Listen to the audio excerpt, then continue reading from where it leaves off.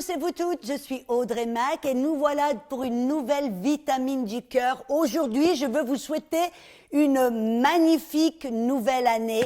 Et pour commencer cette année en beauté, je voudrais partager quelque chose de puissant avec vous. Vous voyez, tous les débuts, les 1er janvier avec mon mari, on se fait un petit feu dans la cheminée, on prend et qu'est-ce qu'on fait? On commence à lire et à se rappeler de toutes nos victoires, toutes nos percées, tout ce que Dieu a fait pour nous. Et il y a tellement une puissance de se rappeler ces victoires, ce que Dieu a fait. Et je vois dans la Bible, vous savez que Josué, quand Dieu a fait traverser le peuple d'Israël, il leur a fait traverser la rivière du Jourdain.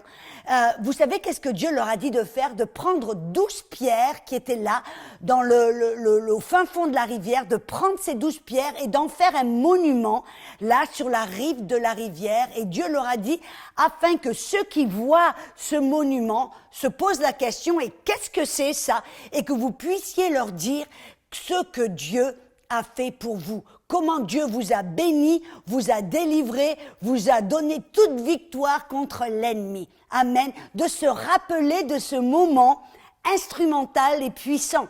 Et vous et moi, mes amis, nous devrions faire la même chose. Vous savez, à la maison, j'ai ce que j'appelle mon petit vase de reconnaissance. À chaque fois que Dieu fait quelque chose pour moi ou pour mon mari, ou peu importe que ce soit petit ou grand, nous l'écrivons sur un petit bout de papier et nous la mettons dans ce vase. Et comme je l'ai dit au début de l'année, on lit et on se rappelle de tout ce que Dieu a fait pour nous. Et pourquoi est-ce que se rappeler de ces témoignages et de lire ces témoignages est tellement puissant? Premièrement, parce que ça va encourager les autres.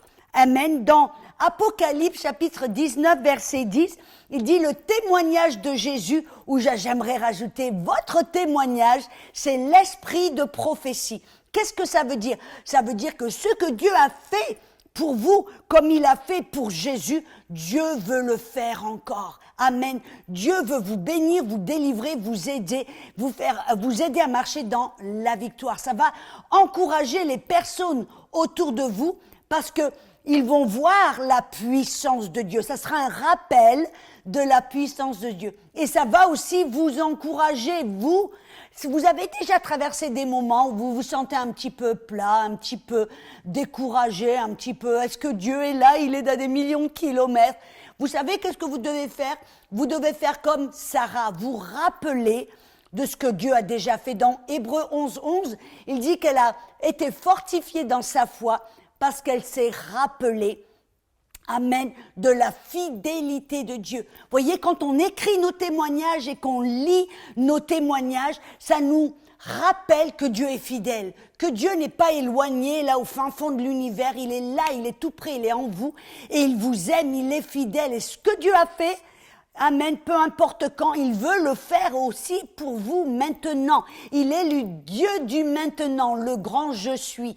Amen, alléluia. Et c'est aussi un moyen, mes amis, de glorifier Dieu. Amen. Moi, à chaque fois que je fais des réunions de guérison et qu'il y a des gens qui sont guéris, que je dis, qui c'est qui veut témoigner? Et souvent, les gens, ils sont un petit peu penauds, ils hésitent, ils veulent pas, ils sont embarrassés. Et je leur dis, mais est-ce que vous voulez voler à Dieu, lui voler sa gloire? Vous vous rappelez le passage? Ça se trouve dans Luc 17, où il y avait 10 lépreux. Alléluia. Et Jésus leur a parlé, il leur a dit, allez vous montrer au sacerdoce, allez vous montrer aux prêtres. Et alors qu'ils sont partis vers Jérusalem, ils se sont aperçus qu'ils étaient guéris. Et des 10 lépreux, un seul est revenu pour témoigner à Jésus de sa guérison. Et vous savez qu'est-ce que Jésus lui a dit? Où sont les 10 autres? Il n'y en avait-il pas 10? Où sont les 9 autres? Et j'aime bien que dans le verset 18, il dit, prenant la parole, il dit, les 10 n'ont-ils pas été guéris? Et les 9 d'autres, où sont-ils? Ne s'est-il trouvé, écoutez bien, ne s'est-il trouvé que 7 étrangers pour revenir et donner gloire à Dieu? Mes amis, quand vous écrivez votre témoignage, que vous partagez votre témoignage, vous glorifiez Dieu, vous donnez toute gloire à Dieu. C'est pour ça qu'à chaque fois qu'on fait des lives et que les gens sont guéris, on les encourage allez sur notre site internet, partagez votre témoignage, car c'est la seule manière qu'on va pouvoir le savoir, et c'est comme cela que Dieu est glorifié et que les autres sont encouragés. Amen, alléluia. Et mes amis, que se passe-t-il quand on ne le fait pas? Quand on n'écrit pas nos témoignages, que ce soit dans un petit cahier, un petit journal, ou que ce soit comme moi, sur des petits bouts de papier pour le mettre dans un vase de reconnaissance, peu importe la manière dont vous voulez inscrire et enregistrer ces témoignages afin de partager ces témoignages, peu importe, c'est à vous de décider.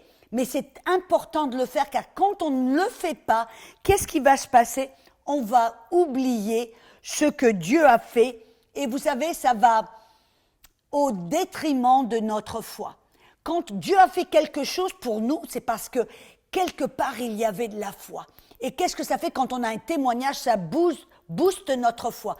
Mais quand on oublie de le partager, de l'écrire, de l'inscrire, tout d'un coup on oublie. Et quand on oublie, notre foi en prend un coup. Vous vous rappelez les disciples qui étaient là, ils étaient témoins quand Jésus a multiplié le pain et les poissons pour nourrir 4000 personnes. Après, plus tard, il a fait la même chose et il a nourri 5000 personnes ou 4000 personnes. Alléluia. Et plus tard, tout d'un coup, ils sont dans la barque et ils ont oublié. Il dit, mais on n'a pas de pain. Et ils étaient préoccupés avec le pain. Et Jésus, qu'est-ce qu'il leur a dit? Alléluia. Dans Matthieu 16, versets 8 et 9, il dit, mais pourquoi raisonnez-vous en vous-même, gens de peu de foi? Ouch! On ne veut pas que Jésus nous traite de gens de peu de foi. Il dit, ce que vous n'avez pas pris de pain, êtes-vous sans intelligence et ne vous rappelez-vous pas? Et qu'est-ce que c'est que Jésus leur a dit de se rappeler? Qu'est-ce que c'est qu'ils ne se sont pas rappelés, qui ont fait qu'ils avaient perdu la foi? Il dit, ne vous rappelez-vous pas des 5 pains, des 5000 hommes, et combien de paniers vous avez emportés? Ne vous rappelez-vous pas? Amen.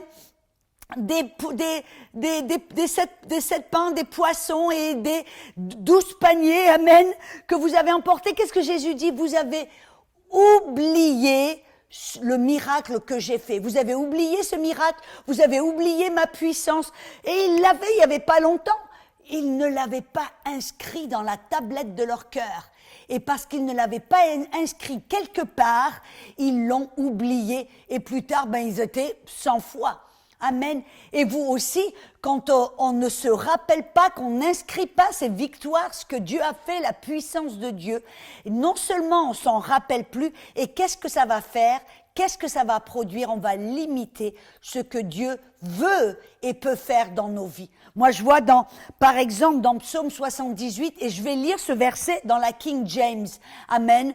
Dans la version King James. Ça nous montre que Dieu, dans tout le psaume 78, avait fait des miracles. Il avait fait, il avait vaincu l'armée d'Égypte, il avait fait traverser la mer Rouge, il avait fait pleuvoir des oiseaux, il avait fait jaillir de l'eau d'un rocher, il leur avait fait pleuvoir la manne tous les jours, il les avait protégés, bénis, guéris, bref, tous les miracles.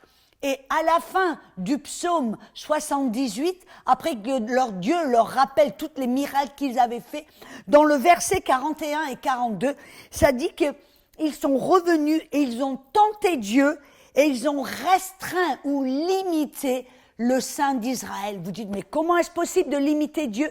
On peut limiter ce que Dieu veut et peut faire dans nos vies. Et comment? Il dit, ils ne se souvinrent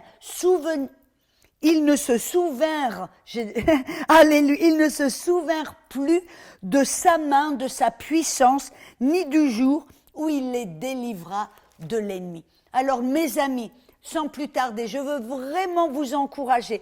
Ne prenez pas cela à la légère. Quand Dieu fait quelque chose dans vos vies, au travers de vos vies, que ce soit petit, moyen ou grand, écrivez-le dans un journal, sur un bout de papier et de temps en temps, lisez-le et rappelez-vous ce que Dieu a fait l'année dernière pour vous ou les années passées, parce que ce que Dieu veut faire dans cette nouvelle année est au-dessus, au-delà de ce que vous pouvez même vous imaginer et ce que vous pouvez même penser ou même demander, mais c'est selon la puissance qui agit en vous, ce qui est la foi. Alors ne limitez pas votre foi, n'endurcissez pas vos cœurs. Écrivez vos témoignages, lisez vos témoignages et rappelez-vous ce que Dieu a fait pour vous. Il veut le faire encore plus dans cette nouvelle année 2024. À bientôt pour une belle vitamine du cœur.